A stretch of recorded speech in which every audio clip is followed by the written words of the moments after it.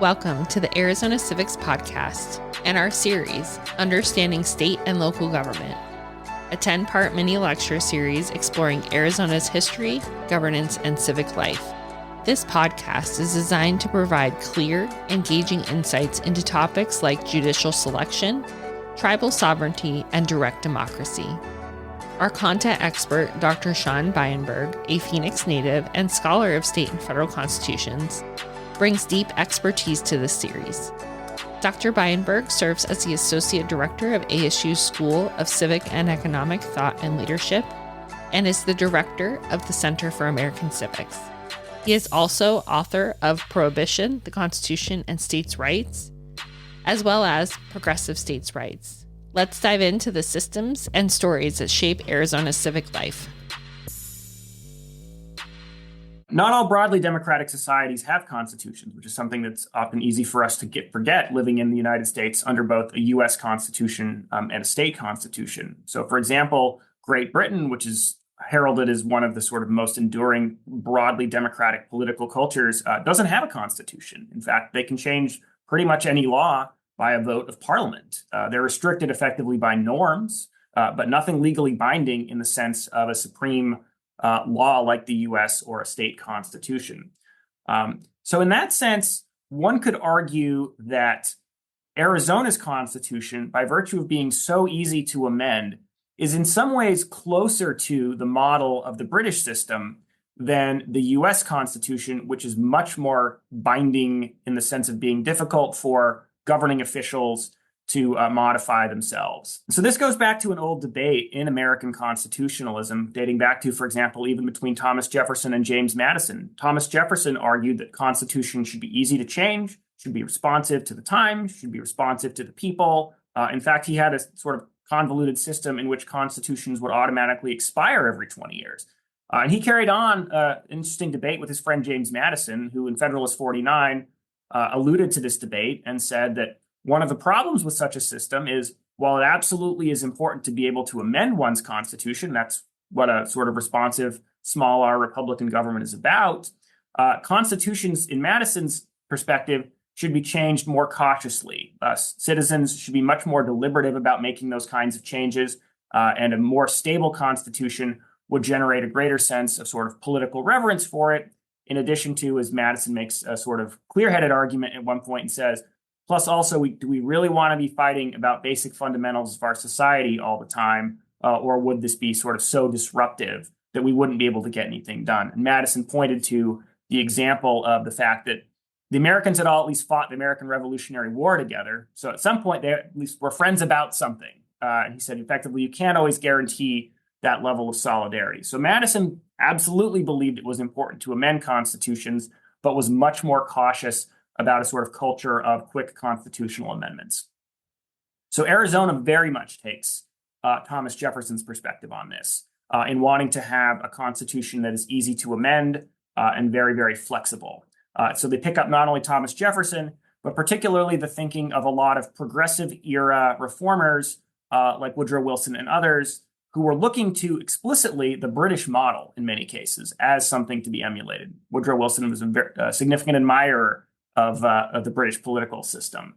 And so they wanted to modify the American constitutional tradition to look much more like Britain's flexibility, to look much more like its responsiveness, and to look much more like its efficiency. They argued that, again, the primary check on a tyrannical government wasn't best found in things like separation of powers or federalism or structural constraints. It was found in basically making sure that people themselves would not choose to elect overly controlling political figures.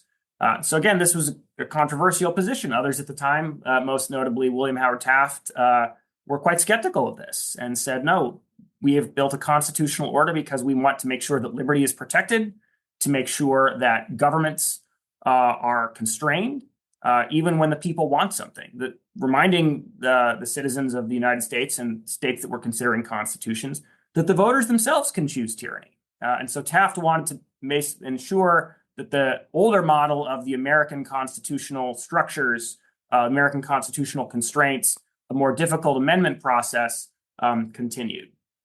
And so again, the Arizona founders very much were influenced by and committed to the ideas of that progressive era critique that said the Constitution should be flexible, the Constitution should be easy to amend. And so you could make a case that the end product is that Arizona and also California's, which gets built at the same time, they make a new constitution in 1911, that those are arguably the easiest to amend in the entire United States. Many states, in order to amend their constitutions, require features such as supermajorities.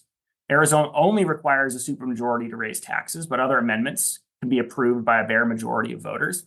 Some states require constitutions to be constitutional amendments to be proposed or considered in consecutive sessions. So that is to say that two legislatures with an election in between have to consider it. Arizona doesn't require that. The Arizona Constitution does not require a geographic consensus to ratify an amendment, which is unlike the US Constitution, where you need multiple states.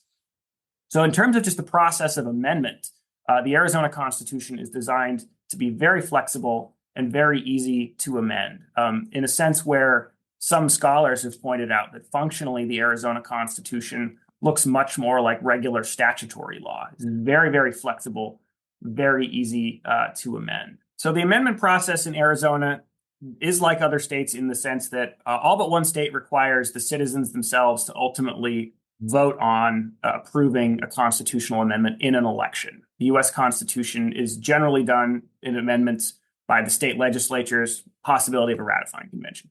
But state constitutional amendments are made by the voters in pretty much all states.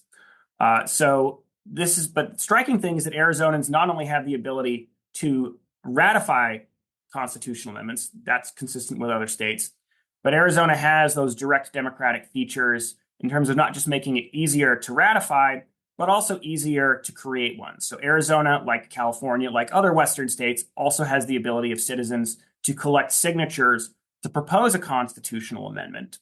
So Arizonans have the ability to collect signatures to block a bill that has been passed, which is a referendum. So in both of those, Arizonans are able to basically shape through the election process both what their constitution looks like and what their state statutes look like. Thank you for joining us. This series is brought to you by the Center for American Civics at ASU, where we're working to make Arizona a national model for civic education. Special thanks to our content expert, Dr. Sean Byenberg, for his insights. Follow us on social media to stay connected and share your thoughts. We are on social media at ASU Civics on pretty much every platform. Don't forget to check out the show notes for any relevant links. Stay curious, stay engaged, and keep learning.